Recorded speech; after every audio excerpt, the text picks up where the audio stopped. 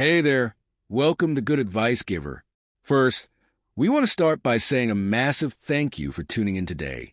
Whether you're a long-time listener or you're joining us for the first time, we're truly grateful to have you here. We know you've got a lot of options when it comes to podcasts, so the fact that you're spending your time with us means the world. So thank you. That's right. We're excited to have you with us because here on Good Advice Giver, we cover just about everything. Whether you're interested in sports, relationships, sex, money, finances, business, digital marketing, music, education, movies, comedy, or something else entirely, we've got it all. No topic is off limits here, and we dive deep into real, meaningful conversations that matter. We've also got a mix of male and female hosts, so you're always getting a well-rounded perspective on every topic we cover, from business strategies to personal development, from car shopping to digital products like affiliate marketing. We bring a little bit of everything to the table. Our goal is to offer advice, insights, and some laughs along the way to make sure you feel welcome and engaged, no matter what brought you here. And it doesn't stop there. We're not just about giving great advice, we're about action. On this podcast, we even sell products and services we believe in, from affiliate marketing opportunities to cars and more. So whether you're looking to boost your business or find practical ways to improve your everyday life, you're in the right place. As always, we want you to stay connected with us. Be sure to download this episode so you can listen anytime, anywhere, whether you're commuting, working out, or just relaxing. And while you're at it, follow us on social media. We're on Instagram, Facebook, Twitter, you name it. That's the best way to stay in the loop for upcoming episodes, behind-the-scenes content, and even giveaways. And don't forget to subscribe to our YouTube channel. We're posting extra content there, including video podcasts and deep dive discussions you won't want to miss. Be sure to like, comment, and subscribe, and let us know what topics you want to hear more about. Lastly, check out the link below in the description for exclusive offers, resources, and more ways to connect with us. We're here for you, and we can't wait to bring you more valuable content. Thanks again for tuning in to Good Advice Giver. Let's get started. All right, so everyone is locked in on this Alabama-LSU showdown, and looks like we've got a stack of research on this one. Yeah. I can already tell this deep dive is going to get interesting. Absolutely. We've got Alabama. They're looking like the unstoppable force this season. Mm-hmm. And then there's LSU, always a wild card, but definitely capable of shaking things up. Yeah, it's a classic SEC rivalry. Oh, for sure. And one with huge implications this year. Yeah. We're not just going to rehash the usual pregame predictions. Right. You want to go deep on this. So let's dive into the strategic nuances. Okay. And those key factors that could really swing the outcome. I'm ready. All right. Let's start with the big picture, those contrasting team identities. Okay. You've got Alabama, the perennial powerhouse operating under Saban's system that seems to just churn out NFL talent year after year. Right. Then there's LSU, known for that explosive, almost unpredictable style of play. Exactly. But this year, it's interesting because LSU have a new offensive coordinator. I was just going to say. And from your notes, it seems like they're trying to implement a more balanced approach. Right. They're still explosive, but there's a focus on ball control and setting up the run that we haven't always seen from them. Interesting. That could be a key factor against Alabama's defense. And that's what makes this deep dive so interesting. Yeah. You've been following both teams closely, so yeah, this isn't just your typical unstoppable force versus immovable object narrative. Right. There's a wrinkle this year with LSU's offensive shift. Definitely. What does this win really mean for each team this year? For Alabama, it's business as usual, stay at the top, Right. keep that playoff spot secured. Mm-hmm. But for LSU, this is different. Okay. A win against Alabama with this new offensive approach. Yeah. It's almost a validation. Wow. It says we're back, we're contenders, and it sends a message to the rest of the SEC. A statement win. Exactly. Okay, so let's look at how they've actually performed this season. Right. Because that always adds another layer. Alabama is having a strong season as expected. Right. But they haven't really been tested by a team like LSU. I see what you're saying. A team with this much offensive firepower, even with the more balanced approach. And that's where it gets interesting. Yeah. You highlighted this article that talks about Alabama's secondary. Yeah. While statistically strong, hasn't faced a receiving core as deep and talented as LSU's. Oh, wow. even if LSU is trying to establish the run more, they have the weapons to exploit any weakness in Alabama's pass defense. So you're saying this might not be the typical Alabama just shuts down everyone kind of game? Right. This could be where those big plays LSU is known for could really come into play. Exactly. And you were smart to flag that article because it points to a potential turning point. Oh, really? Alabama might need to adjust their defensive strategy. And we all know Saban hates to show his hand early in the season. Right. This game could force him to. Interesting. So we've got this interesting tension. Yeah. Alabama's strength might not be as dominant against LSU's specific offensive threats. That's a good point. Now, you've also been digging into the quarterback matchup, and I know everyone's eyes are going to be on that. Of course. We've got Alabama's quarterback, the more traditional pocket passer, Right. efficient and gets the job done. Yeah. Then you've got LSU's quarterback who can make all the throws, but is also a serious running threat. And this is where your notes on LSU's new offensive coordinator come back into play. Okay. This coordinator is known for using his quarterback's mobility to open up the run game. Wow. Think designed quarterback runs, option plays, things that force Alabama's defense to account for the quarterback as a runner, Okay. which in turn creates space for LSU's running backs. So while everyone's focused on the quarterback duel, Right. this could actually be the key to LSU's run game, which we know they want to establish this year. Exactly. It's almost like a hidden layer of strategy. I like that. This could be huge GE. And it's something Alabama might not be fully prepared for. Really? You pointed out in your research that Alabama's defense has been really successful against traditional running attacks, Yeah.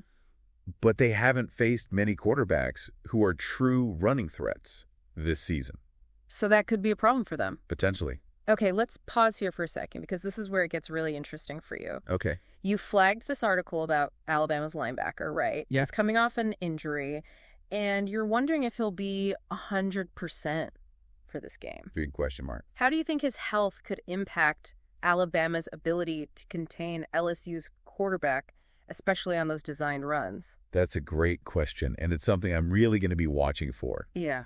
If that linebacker isn't at full speed, it could create a real vulnerability for Alabama. Oh, wow. LSU's offensive coordinator is going to be looking to exploit that weakness, especially early in the game. So we've got the quarterback matchup itself, which everyone is going to be analyzing. But you've also got this underlying strategic battle. Right. LSU trying to use their quarterback's mobility to open up the run game, and Alabama potentially having a weakness they could exploit if this key linebacker isn't at 100%. Yeah, a lot to watch there. Now let's talk about the wide receiver versus secondary matchup, because this is where things could get explosive. Right, let's do it. You highlighted LSU's receiving core, and for good reason. Yeah. They are incredibly talented and deep. No doubt. But on the flip side, you also flagged this article that breaks down Alabama's secondary and their ability to limit big plays. Yeah. They're disciplined, they don't get fooled easily, and they're excellent tacklers. A tough matchup for sure. So how do you see this playing out? Well, LSU has the weapons to potentially torch any secondary, right. but Alabama is known for shutting down even the best receivers. Yeah. This feels like a true clash of styles. This is where your deep dive comes in handy because you provided us with insights we wouldn't get from just watching ESPN. Glad to hear it. You pointed out that LSU's new offensive coordinator loves to use bunch formations and pick plays to get his receivers open. That did. That's going to be a challenge for Alabama's secondary, who are used to playing more man-to-man coverage. So even though Alabama's secondary is considered one of the best, they're going to have to adapt to this new challenge presented by LSU's offensive scheme. For sure. And this is where it gets really interesting for you. Okay. You mentioned that you're curious to see if Alabama's star safety, who's known for his instincts and ability to read the quarterback, can anticipate those pick plays and disrupt LSU's passing game. Absolutely. That safety is going to be key for Alabama. Okay. If he can sniff out those pick plays and get to the receiver before the ball arrives, it could really disrupt LSU's offensive flow. But if LSU can catch him out of position even once, it could be a touchdown. So much riding on this one player. Right. This is why you do a deep dive. Yeah. You get those inside scoops that make watching the game even more exciting. Now let's talk about the running game, because that's always a crucial factor in these SEC battles. Absolutely. Alabama is known for their powerful running game, and they've got a stable of talented running backs who can wear down any defense. And LSU's defense has been a bit susceptible to the run this year. Oh, really? You even highlighted a stat in one of your articles that shows they're giving up an average of over 4 yards per carry. Yeah. That's something Alabama's definitely going to try to exploit. But here's the twist. Okay. You also noted that LSU's defensive coordinator is known for being aggressive, especially against the run. Mm-hmm. He likes to bring extra defenders into the box, which can create chaos and disrupt the offensive line's blocking schemes. That's right. It's a high-risk, high-reward strategy. Interesting. If they can time their blitzes perfectly and get to the running back before he gets going, it could be very effective. Yeah. But if they guess wrong, it could leave huge holes for Alabama's running backs to exploit. So Alabama's strong running game meets LSU's aggressive run defense. It's almost like a game of chicken. I like that analogy. Do they blitz and risk giving up a big play, or do they play it safe and try to contain Alabama's running backs? And remember, this ties back to what we talked about earlier. What's that? If LSU can force Alabama into obvious passing situations by being aggressive against the run, it might play right into their hands. Oh, I see. They want to test that Alabama secondary. Okay, before we move on to predicted game plans, let's recap what we've uncovered so far. Right. Alabama, while favored, might be facing a tougher matchup than people realize. Potentially. LSU's new offensive scheme and their deep receiving core could exploit Alabama's secondary, especially if that key linebacker isn't at 100%. Right. On the other hand, LSU's run defense, while aggressive, could be vulnerable to Alabama's powerful running attack. That's right. And don't forget the strategic battle within the quarterback matchup. Oh, yeah, that's a good one. LSU wants to use their quarterback's running ability to open up the run game, while Alabama will be looking to contain him and force him into predictable passing situations. A lot of layers to this one. You've got layers upon layers of intrigue here. This is why we do deep dives. Exactly. It's not just about the surface level analysis. Right. It's about uncovering those hidden narratives, those strategic wrinkles that make watching the game that much more exciting. I love it. Me too. You've really done your homework on this matchup. I'm impressed with the connections you're making between your sources. Well, thanks. It's clear you're not just passively reading, you're actively thinking about how these different pieces fit together. Well, that's what makes this so fun for me. I love getting into the nitty-gritty of these games. Yeah. Trying to understand not just what's happening on the field, but WHY. It's happening. Right. And you're right, those connections are where the real insights come from. Okay, so let's move on to predicted game plans. How do we think each team is going to approach this game based on what we've learned from your deep dive? Let's start with Alabama. Okay. Because I think their game plan is probably going to be a bit more predictable. Yeah. They're going to want to establish the run early, control the clock, Right. and wear down LSU's defense. It's classic Alabama football. Yeah. They want to impose their will on the opponent, play physical, and dictate the tempo. Right. We've seen it work time and time again. Exactly. But here's where it gets interesting. Okay. You flagged this quote from LSU's defensive coordinator in one of your articles. Yeah, I remember that one. He said, "We know they're going to try to run the ball down our throats. We're ready for it. We're going to make them one-dimensional." Do you think they can actually pull that off? That's the million-dollar question. Right. It's one thing to say you're going to stop Alabama's run game. It's another thing to actually do it. Right. But if LSU can somehow manage to slow down the run, force Alabama to pass more than they want to, that could change the entire complexion of the game. Especially if they can get pressure on Alabama's quarterback. Right. I'm looking at your notes here, and you highlighted a weakness in Alabama's offensive line. Yeah. They've given up a lot of sacks this season, particularly from the left side. That's a good point. Could this be where LSU's aggressive defensive coordinator dials up some blitzes? Absolutely. Yeah. And that's where those designed quarterback runs we talked about earlier could come into play. Oh, yeah. If LSU can get Alabama's defense thinking run, then hit them with a quick pass or a screen, they could catch them off guard and pick up some big chunks of yardage. Interesting. So even though Alabama wants to control the game with their run game, Right. LSU might try to turn the tables and force them to play a style they're not as comfortable with? For sure. This is getting juicy. It is. Now, what about LSU's offensive game plan? Okay. We know they're trying to be more balanced this year, but they still have that explosive potential. I think they're going to want to establish the run early, but not necessarily in the traditional way. They're going to use their quarterback's mobility to keep Alabama's defense honest. Right. And they're going to look for opportunities to create mismatches in the passing game. And you highlighted a potential mismatch in your research. It did. LSU's star receiver versus Alabama's backup cornerback. Oh, yeah, that's a good one. That could be a key battle to watch. Absolutely. If LSU can get that matchup isolated, they're going to try to exploit it. How so? They're going to throw fades, slants, anything to get the ball in their receiver's hands and let him make a play. And you even have a stat here about how many yards after the catch that receiver has this season. Yeah, that's a big number. He's averaging over 10 yards per reception after the catch. It's ridiculous. If Alabama misses a tackle, he's gone. Exactly. So LSU's game plan is going to be about being opportunistic. Okay. Take what the defense give them, but don't be afraid to take some shots down the field. And when they get those opportunities, they need to make the most of them. They need to score points, Right. And they need to score them fast. I like it. So it sounds like we've got two very different approaches here. We do. Alabama wants to control the clock, wear down LSU's defense, and play a physical, methodical style. Right. LSU wants to create chaos, make big plays, and score quickly. It's going to be a fascinating contrast of styles. It is. And I think the team that can impose their will on the other is going to have a big advantage. Okay, so we've talked about predicted game plans. Now let's get down to brass tacks. All right. What are the keys to victory for each team? Okay. What do they absolutely need to do to win this game? For Alabama, I think it all comes down to their offensive line. Interesting. Can they protect their quarterback long enough for him to make plays? Can they open up holes for their running backs? Yeah. If they can win the battle in the trenches, Alabama will be in good shape. Okay, and defensively, they've got to limit those explosive plays from LSU. Absolutely. They can't afford to give up big chunks of yardage.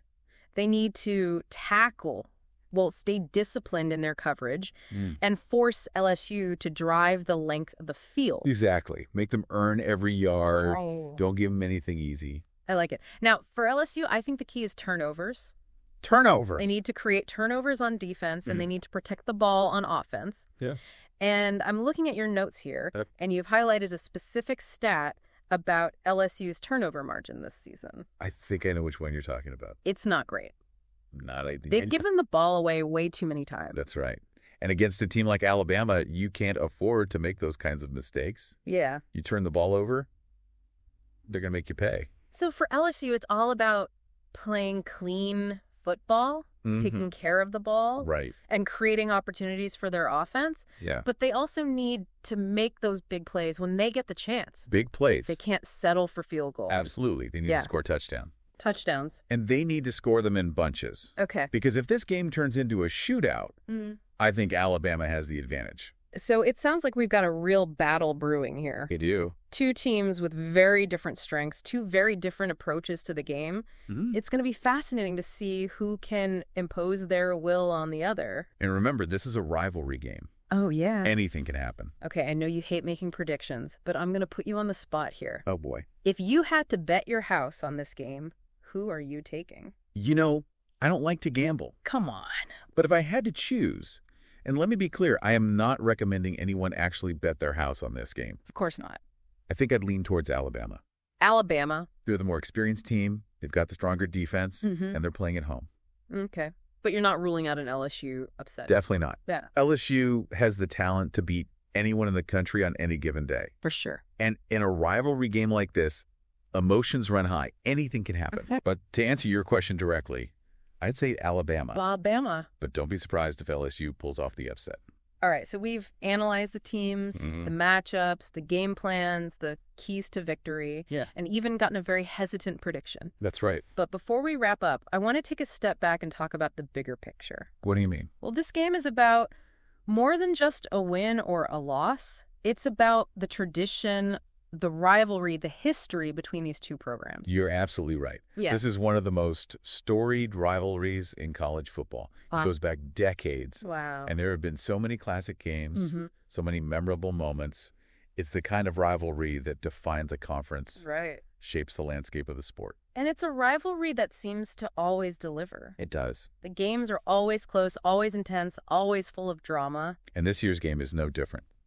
You've got two highly ranked teams, both with national championship aspirations. Right. The stakes are incredibly high. So while we've been focused on the X's and O's, the tactical analysis we can't forget about, the intangible factors, the passion, the intensity, the pride.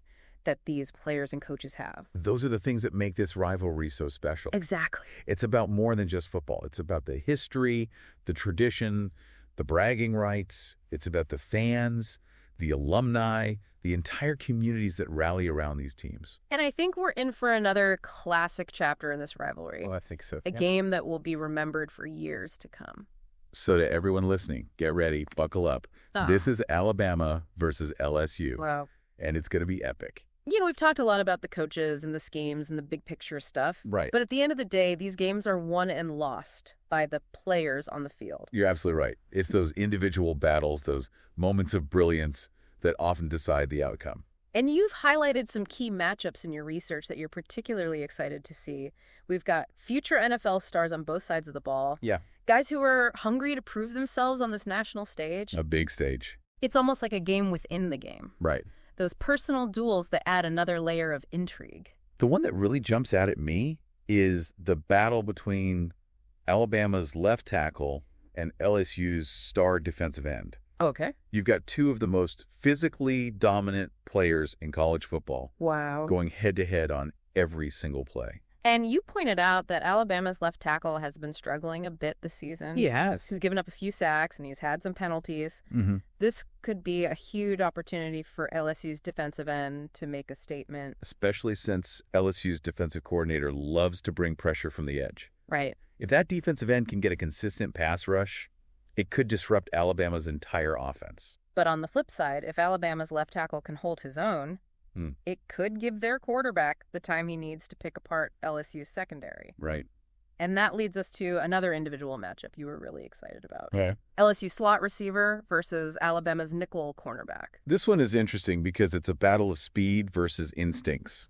Okay. LSU's receiver is lightning fast, one of the quickest players in the country. Yeah, I've seen his highlights. But Alabama's cornerback is known for his intelligence and his ability to anticipate routes. So it's a classic chess match. It is. The receiver is going to try to use his speed to create separation, Right. while the cornerback is going to try to outsmart him and be in the right position to make a play on the ball. And you mentioned that this cornerback has a knack for making big plays. He's had a couple of interceptions this season, including a pick six. Exactly. So while this matchup might not get as much attention as the battle in the trenches, it could have just as big an impact on the game. And that's what I love about these deep dives. You discover these hidden gems, these under-the-radar matchups that could be just as exciting as the main event. And sometimes it's those unsung heroes. Yeah. Those players who don't get all the headlines, Right. who make the biggest difference in these games. You're so right. Think about a special teams play, a clutch interception, a blocked kick. Those moments can completely swing the momentum of a game. Absolutely. And they often come from players you might not even know the names of. And that's what makes this rivalry so unpredictable. Yeah.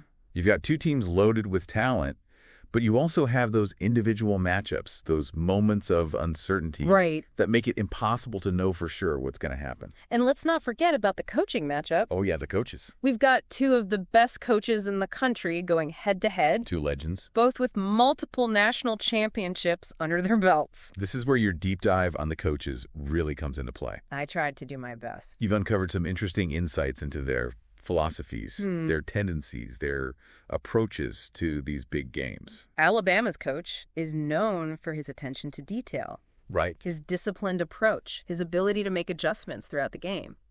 He's not going to panic. He's not going to get rattled. I've seen it all. He's going to trust his system, trust his players, and make the necessary changes to put his team in a position to win. LSU's coach, he's a bit more of a gambler. Oh, really? He's not afraid to take risks to go for it on fourth down. Oh. To call trick plays. He wants to keep the opponent guessing, keep them off balance. And he's not afraid to show some emotion on the sideline. He's going to be fired up. He's going to be motivating his players. Right. He's going to be trying to create that energy and momentum that can be so crucial in a rivalry game like this. So we've got the tactical battle on the field. Yeah. But we've also got this psychological battle between the coaches. I like it. Who can outsmart the other? Who can make the better adjustments? Who can motivate their players to perform at their highest level? And, you know, sometimes those coaching decisions, those little adjustments can be the difference between winning and losing. Well, I, for one, am ready for the unexpected. Me too. I'm ready for those jaw-dropping plays to know. Those moments that make you jump out of your seat. I'm ready for the passion, the intensity, the drama that only a rivalry like this can deliver. Me too. And I think everyone listening is ready for it too. This is what college football is all about. Exactly. The rivalries, the traditions, the moments that become part of the fabric of the sport. And this Alabama-LSU matchup, it's one of those rivalries that transcends the game itself. It does. It's a cultural phenomenon, a clash of styles, a battle for bragging rights that extends far beyond the football field. It's a rivalry that brings people together, sparks debates, creates memories that last a lifetime. So to everyone listening, get ready for a special one. Get ready for a game that will be talked about for years to come, because this is Alabama versus LSU, and it's going to be epic. And remember, while we've discussed all these factors and potential scenarios, nothing is certain in a rivalry like this. Right. The beauty of it is that it often defies predictions and expectations. That's the question, isn't it? Can LSU shock the world? Can they pull off the upset? We'll have to wait and see. But one thing's for sure, this is going to be a game you won't want to miss. Soak it all in. Enjoy the atmosphere, the energy, the passion, and let's see what unfolds in this latest chapter of one of college football's greatest rivalries. And we'll be back next time with another deep dive breaking down another fascinating topic. Until then, thanks for listening.